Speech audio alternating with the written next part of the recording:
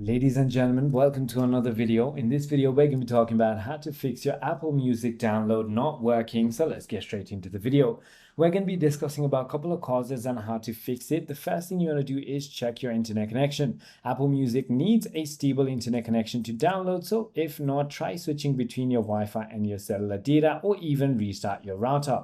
The second thing you want to do is check if the system server of Apple Music is currently up and available. All you need to do is go to apple.com/support/system status to check if it is green and up and running.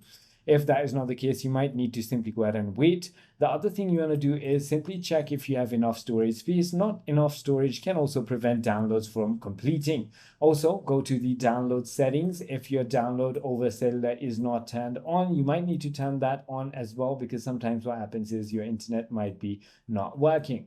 The other thing you want to do is simply go ahead and refresh your account by signing out and signing back in into your Apple ID.